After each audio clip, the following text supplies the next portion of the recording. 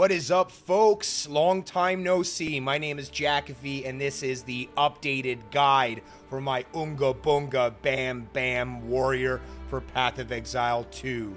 Now, for those interested in more of a fucking thesis in terms of my entire build and why I chose the things I did, feel free to check out my mid-game warrior guide in the description below.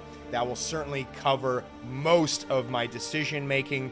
But for those that are interested in just a quick bam, thank you ma'am guide on the end game, well, here it is. So the first thing I wanted to cover right now at the time of this recording, I am level 86 and I am clearing tier 15 maps at this very moment. In terms of characters, stat sheets, or one of the biggest changes in philosophy I did from the last video to now is I'm going to be focusing on strength stacking. Now, there are two items in particular that help to achieve this the best. The one is the Black Sun Crest Warped Great Helm, giving 15% increased strength, and the other one is the, and if I just move this PoE to overlay for a second, the other one is the Titan Wrought Catagraph Maricrath Cuirass. And that gives me a 20% increased strength, right? So we add these together, that's 35% increased in strength. And the reason for strength stacking, and this is again very more important in the end game, but there is very limited ways that you can increase your health pool. So my health pool currently stands at 4,082, and most of my decision making here is really just going to find nodes, whether it's along the highways there, that help to stack that strength so I can get more HP. Moving in, my armor sitting at 68. I can bump this up using one of the Ascendency points, but I find that armor has very diminishing returns, and life is just simply bis in this state of the game. So over 4,000 health, 68%. Of course, you want to use your items to get 75% threshold in your resistances. As you can see, I am missing a bit of cold, and then chaos is lacking here, and that's just more in line with affordability, right? You'll tend to find in the marketplace that anything with high chaos is extremely expensive, but what you can do is actually use the soul core of Tikadis to actually increase your chaos resistance on your armor. Nevertheless, we've got 100 spirit here, and we're not really focusing. We're only meeting the 25 dexterity threshold so that we can get certain gems, and of course with this added 15% dexterity, right, and minus the 10, so again, I guess 5% extra dexterity here, and this helps to meet this threshold nicely, but feel free to use, your passive skill tree to get to that point. So that's kind of the character sheet makeup here. Moving on to the skills. Again, not much has changed here from the last video, but Mace Strike is going to be your bread and butter. This is why increasing attack speed in your passive skill tree does exponential growth to your damage. Nevertheless, here for Mace Strike, I like to just stack damage as much as possible. Heavy Swing to increase 35% more melee physical. Here we have 30% more maximum physical damage, and then Martial Tempo for the attack speed. Now, the crux of the build, and this was mentioned again in the video, is Armor Explosion. So when you fully break an enemy's armor, it will trigger an explosion. This alone, this one Mace Strike hit, as long as you've broken an enemy, again, will cause a great explosion. And again, explosion damage actually converts physical damage to fire damage, okay? So anytime you wanted to stack the damage of Mace Strike, you can simply increase physical damage or attack damage, or you can look to increase fire damage. And even, I'll perhaps put a note here to increase fire damage as well, just to make the explosion a little bit more of an oomph. Bone Shatter, this is also the crux of the guild. Anytime you do a Mace Strike and enemies explode, and then you have the the circle above the people's head, that means they're primed for stun. Priming for stun just simply allows you to stun enemies at different points. So essentially the rotation is very fucking simple. I even for us stupid ass fucking warriors that just like to fucking hit things, you know, you're simply going to mace strike, and then anytime you see the proc for Bone Shatter, you'll hit it, and then that will cause a heavy stun, which will cause a shockwave. And shockwave, of course, we're talking about attack damage, right? So any increase in attack damage will increase the shockwave.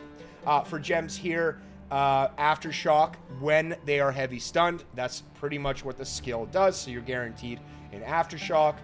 And an Aftershock, as you know, will deal the same damage as the initial impact in the same area. So here we have Devastate. This simply allows us to break enemies' armor when we inflict a heavy stun. And because the name of the game is literally, this is just a tool literally to inflict heavy stun, right? So any compounded, you know, effects to this, especially with breaking armor, and we'll see how this synergizes with Hammer of the Gods very soon. You know, 40% more area effect so that the boom goes bigger. And then what I like to do here is when I have a killing blow with Bone Shatter, which tends to be the case, especially after you do the initial mace strike, you'll be able to steal a modifier from one of the rare elites, and these are pretty cool. These modifiers essentially are, you know, are buffs for your character. The same buffs that rares have, right? That are random at times. Well, your player will be able to have that for 20 seconds if you do the killing blow with Bone Shatter. Moving on to Hammer of the Gods. This is your big swinging dick, heavy, girthy ability, primarily used for bosses and rares, or when you find yourself in a fucking pinch. And the support gems here is that you will actually consume enemies' armor to deal 50% more damage. Now, this synergizes really well, of course, the fact that with Mace Strike, we're fully breaking enemies' armor, and then through Bone Shatter, we are also breaking the enemy's armor, right? When we inflict a heavy stun, this is just going to compound the damage of Hammer of the Gods. This is further, the damage is further compounded by using Seismic Cry. As you know, it will empower the next melee slam attack you perform. So the kind of key rotation here is you're going to Mace Strike till you proc Bone Shatter, then you're going to Bone Shatter, then you're going to put the enemy into a heavy stun. You're going to Seismic Cry to empower your Hammer of God, and then, of course, you're going to finish with Hammer of God. And then here, right, because you're breaking the enemy's armor, it will consume that to deal, again, 50% more damage. Here, I like to do 30% less skill effect duration to reduce the animation, right, of the hammer falling down. And then here, Ancestral Boosted, no more than once every 6 seconds. This increases damage by 20%. But because it's such a long cooldown, right, we've got a 24-second cooldown. This will always proc. And then we have 40% more damage when enemies are low on life. This will especially apparent when you are against bosses, right? Because sometimes it can take more than one Hammer of God to kill them, but this will also tend to proc Aftershocks, and if the Aftershock is procced when the enemy is, again, low on life, that's 35% less, this will increase the damage as well, so I find that synergizes. One major difference or skill I'm using that I didn't use in my previous video is I'm not using fucking Leap Slam anymore. I am using Stampede. This thing is just a fucking full bulldozer. It has jagged ground to slow enemies behind you, and it just has a massive slam, which compounds very well with the overall Titan toolkit. For here, I like to do 25% more damage if enemies are 1 meter from you. This, of course, happens because you're literally fucking charging in like a bull. And then 50% more stun buildup so that I'll be able to even proc Bone Shatter right after I use Stampede. And then 35% more physical damage so that I ensure that this stun buildup is built. Because again, the more damage you do, the more stun buildup you do, right? Seismic Cry, again, this is primarily used as a empowering of any slams, whether that's Hammer of the Gods or Sunder. Typically, you won't be you know, doing Seismic Cry and Stampeding, as this is more of an engaged toolkit. But nevertheless, I also use it as a debuff mechanism, right? When you're in a pinch. So being able to blind enemies on hit, that reduces their accuracy rate.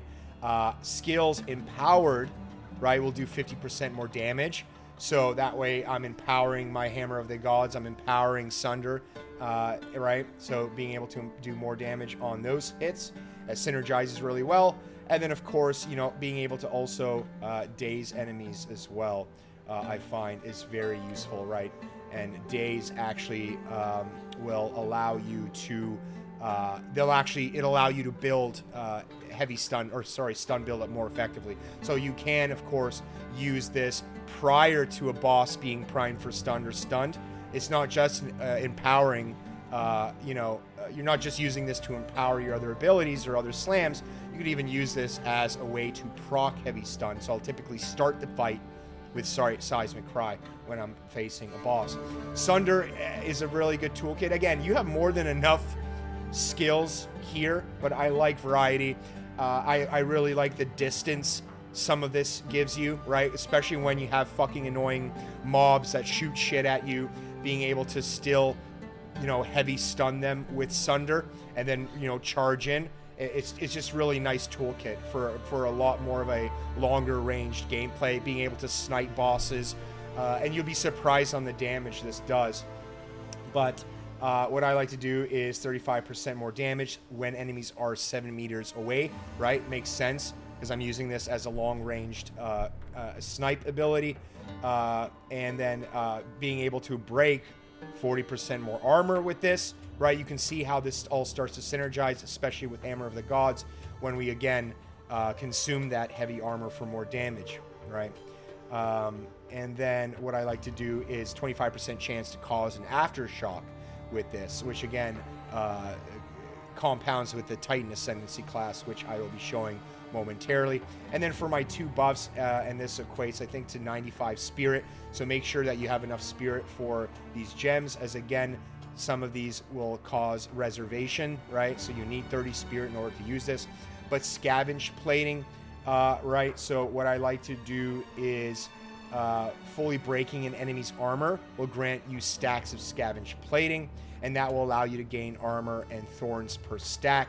And as you can see, you know, the whole premise of the build is that we're doing big dick damage, we're doing heavy stuns, right? We're breaking enemies' armor and then synergizing all well. So I like using that. 40% longer skill effect duration, so that the buff lasts longer on yourselves. What I like to do is 4% of life recovered on hit. If you notice our chest earlier, right, you have no life regeneration. Now, what you do have instead, though, is life per enemy killed, or life per hit. So 4% life recovered on kill is different than life regeneration, right? And this is primarily what we use to build our HP pool back up. And because we're strength stacking, we have a relatively high HP pool.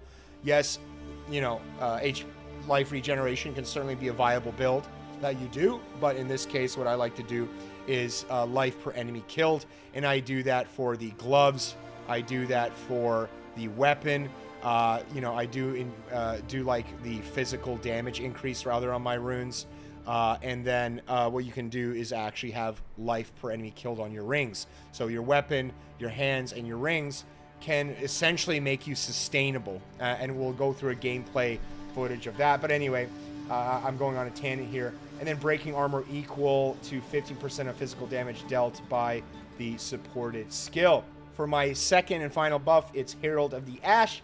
And what I like to do here is when you sufficiently overkill an enemy, right? And overkill is any damage from a hit in excess of the enemy's remaining life. This tends to happen when you're literally just mace striking and then exploding enemies with Bone Shatter. So this will cause the enemy to ignite, right? And the ignite will be fire damage, right, over a period of 4 seconds. So this helps to kill any remaining enemies that last from that explosion.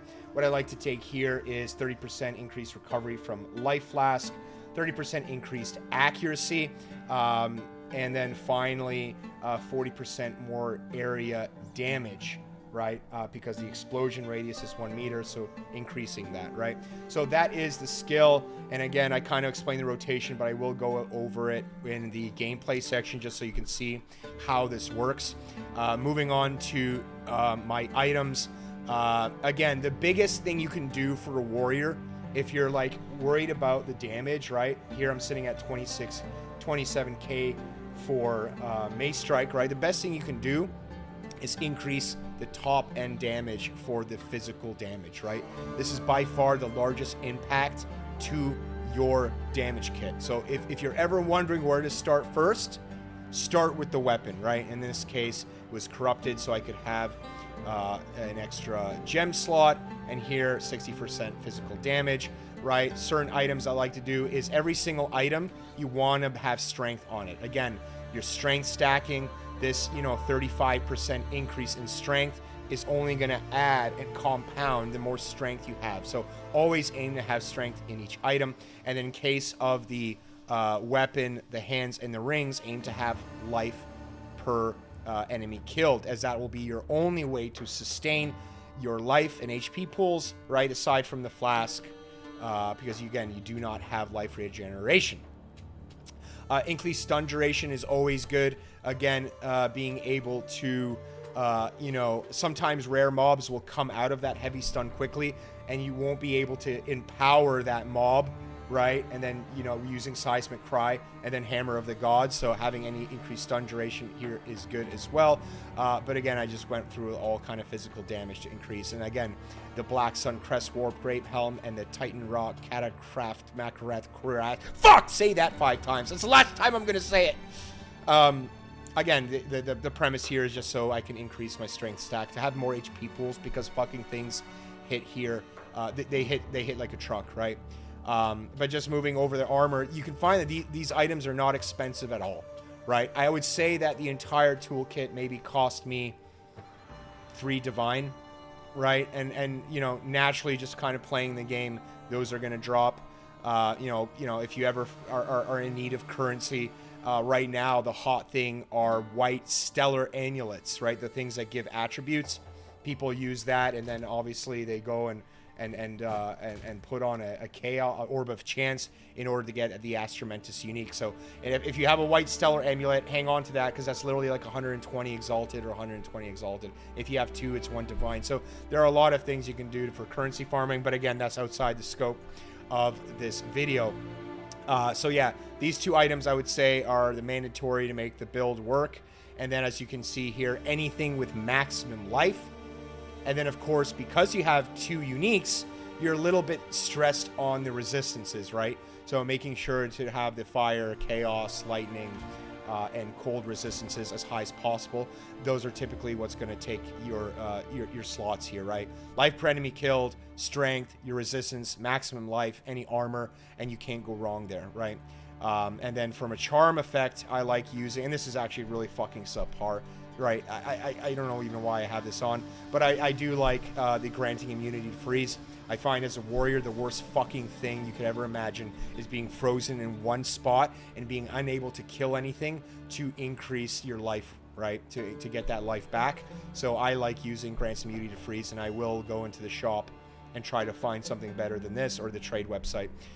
Here, what I like to do is 92% increased life recovery with a chance to gain a charge. Now, the great thing that you've noticed too is, and again, I've done this and we'll do this in the passive skill tree, is I don't have mana. I'm telling you right now, fuck managing mana, especially when you have a high HP pool with strength stacking. You'll find that this 15% of life recovered, right? The higher the life, the more mana that's going to take. And it really, using 1 flask will get your mana down to like 15%. So having no mana in this build, I feel, is vital for especially using this flask. And then, of course, this is relevant, right? Because I don't even use mana. So that's kind of the item portion of the guide. And the last portion I will cover is, most importantly, the Ascendency here is Titan. Right, Titans are amazing in order to increase heavy stun chance, causing aftershocks, and is just kind of, and strength stacking. As you can see, the Titan allows us to have 8% increase in strength. This compounds with the 35%, right? So 43% increased in strength anytime I, anytime I add a strength node, or again, go after the attribute of strength. So here, as you can see, hulking form, right? It'll increase your small passive skills, but unfortunately it does not count as the attributes, right? That would be fucking amazing if it counted. Maybe that's an adjustment that they will make. I honestly feel like, versus the gemling, where they get double of attribute, bonuses, right? We only get 2 points of HP per strength. The gemling gets 4. And if you're interested in my endgame Melee Mercenary gemling guide, I will also link it in the description below. Here I found that when I added 50% more armor, it honestly went from like 68 to 72. I think it went to around 9,500 armor. So to me, I guess armor has diminishing returns, and the ability for me to like one-shot enemies and gain that life back almost instantly is more. The 68% is more than sufficient. So what I like to do instead is cause 25% chance for aftershocks, right, on all my slams. That's Hammer of the Gods, especially when that ticks 3 times. G fucking G, you are one-shotting bosses. 50% more maximum life, absolutely mandatory. The only other node that gives you increase in maximum life is down here, the unbending. So any chance we have to increase our HP life pools is absolutely a mandatory slot we have. Anything that will get us to, strength stacking, right? So if we look here, we have beef and surrounding nodes, right? I probably will reach up to Blade Catcher for an additional 15 strength. But anyway, if we walk from the start, melee damage, right? Stun buildup, melee damage, strength, a little bit of strength here. Again, the regeneration is useless, but the strength node and the increased armor worked. I did start with melee damage, but then I wanted to actually increase the area of effects so that more of the screen gets hit with Bone Shatter or through Mace Strike. And then here we have strength nodes. This again increases area of effect damage. Strength nodes, I went down and picked up again increased area of effect and strength, as well as the increased stun buildup and damage with two-handed weapons. Here, increased armor, and then increasing two-handed weapon damage, as well as increased area of effects. I think you're getting the drill, right? We're increasing, damage with heavy stunned enemies, increasing two-handed damage, right? This tree does that as well with heavily stunned enemies. Aftershock, right? Increased 5% increased strength, as you can see what we're doing here. And then, this actually increases armor as well. And then 15% physical damage recouped as life. I felt was really good as well. Biggest kind of, other than, of course, again, going after, increasing damage per strength, right? Strength nodes. The biggest thing is Giant's Blood. There is no point in the end game to wield just a two-hander when you get every advantage that this has with using a two-hander, plus being able to have the additional stats of your shield. There's just no reason, right? Being able to do the exact same damage plus having all the stats of a shield, right? With the armor that it gives you, the life, the resistances that you can add. There is no point right now currently in the game why you would choose anything else, unfortunately. And I do love the whole archetype of swinging big dicks, using my shit with two-handers, but unfortunately with the way the game is, it's not needed. And because we're strength stacking, and we're right through these items and all the nodes that I've shown you, you're easily going to be able to meet the weapon requirements, right? This again triples the weapon requirements, but you're easily going to, it's like 212 strength just to wear the weapon, right? We're sitting at 764. So again, it just synergizes with the ability to use this. You might as well use it, right? There's no reason you shouldn't. But for the gems, I like to recover 2% life on kill, increased area of effect, and then recoup his life. All my nodes have that except the following. Now, these megalomaniac diamonds. No, I'm not doing it. I'm not fucking stuttering. These megalomaniac diamonds, actually, these jewels, allow you to actually allocate different nodes, right? These notable nodes. So one of the most important nodes you'll find, and it's a little bit further away from the tree, is Unexpected Finesse. This will allow you to gain accuracy rating equal to your strength. So because we're strength stacking, we're gaining accuracy through that. And you'll find, anytime you want to check your accuracy, because of this node alone, I have near 100% accuracy. Like, let me like just refund. Let me just take out the jewel, right? Let me take this out, right? Now look at my 71% accuracy rating, just with me taking out, where the fuck did it go? The Unexpected Finesse, right? So you'll find that accuracy rating becomes very important as you move up to the tier maps. And instead of having to go down this tree, right, and getting all these nodes that increase accuracy rating, or maybe using a accuracy rating as one of your, your suffixes, right? These down here, right? You can save yourself a suffixes, use it for resistances instead, or life for other more important things like physical damage, right? Or whatever have you, right? You don't need to do accuracy rating, because you'll find that, again, using Unexpected Finesse, you'll gain accuracy rating equal to strength, and we're strength stacking. So this eliminates the need for a lot of complications. Now, for my second point in that jewel, the Megalomaniac jewel, let's put that back in. See, now you can see, right, damage went to 100, right? This is very important to look at on your stat page, right? To make sure you're actually hitting the enemies. But nevertheless, the other one I put, and this is just more of me being able to afford any other option, or not any other option existing at this moment, is I went for Revenge. And, Revenge is increasing attack speed when you've been hit recently. Attack speed actually has a larger gain on DPS when you're talking about Mace Strike. Because you're Mace Striking almost 90% of the fucking time, you could actually avoid going through this tree here where I increase attack damage, and instead maybe even go for, where is it here, right? Increasing attack speed. Another interesting node you can do, and what you can actually do is if you hover over, let's look at tenfold attacks, right? 4% increased attack speed, right? When you've been hit recently, plus 10 to strength.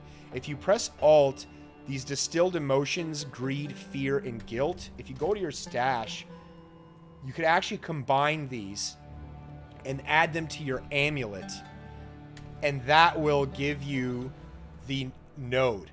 So not only can you reach nodes on the tree using the Megalomaniac diamonds that you otherwise wouldn't be able to reach, right? But you can actually use these 3 distilled, right? And as long as it fits the specific emotions, right, you'll be able to add that to your amulet through crafting, and then you'll be able to get one of the notables that are away. So for that sense, right, some really good notables, or the key notables is tenfold attacks is really good, right? I want to kind of maybe explore Culling Strike, which when you heavy stun an enemy, which is all we fucking do, right, you'll be able to essentially execute them if their life is below 30%, 20 for magic, 10 for rare, 5 for unique. Now, the thing with this is that these thresholds are checked before the damage of the hit is applied. With that being said, then, let's go over the gameplay and rotation, and what is a good map we can do. Felt Hideout seems to have a lot of, very dense pack sizes, and let's actually increase that pack size. But let's try this map here. So this is a T15 map. So again, what we're simply going to do here is Mace Strike anytime the Prime for Stun is released, right? Like that. We're going to just blow them up with Bone Shatter. So here, Bone Shatter, right? As you can see, look at the fucking damage, right? Just going around, rolling, Mace Striking, propping, Bone Shatter, and then just seeing the whole fucking screen explode. And then, of course, adding the Hammer of Gods whenever you're in a tight pinch, right? There's a lot of fucking mobs there, right? And then using maybe Sunder for some distance and things like that, right? So, and then, of course, using Seismic Cry. I should have done that to start. Being able to use that as a debuff so we could actually daze them to proc heavy stun a lot faster, as well as reduce their accuracy rate through blind, right? So there, because we kill them through the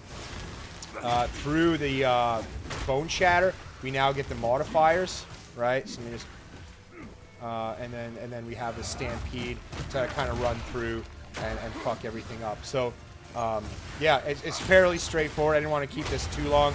You're just literally going around the map. Oh shit, oh shit, oh shit, and then blowing them up with. And you can see just the amount of recovery, right? Just one guy being dead, and you've done like 15-20% of your health, right? So anyway, I hope that was quick and dirty. I didn't really showcase much of like a boss, but again, look at my guide in the previous video. It goes a lot more into rotation and things of that note. But again, if you're in a pinch, always do the seismic cry to blind and daze your enemies. May strike, then look for the circle above their heads. That will do bone shatter. Then that's going to basically clear the whole fucking map.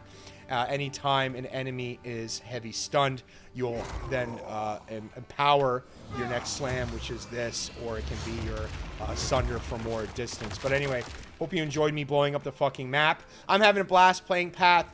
You know what I mean? It's just been a kind of a game I've been coming back to from time to time when I want to, literally, when I feel like I want to bring the pain onto others. But anyway, I hope that was helpful, enjoyable for those that, you know, left me comments wanting to see this type of endgame guide on the warrior. I hope you enjoyed the update. And jack-offs, I'll catch you on the next one.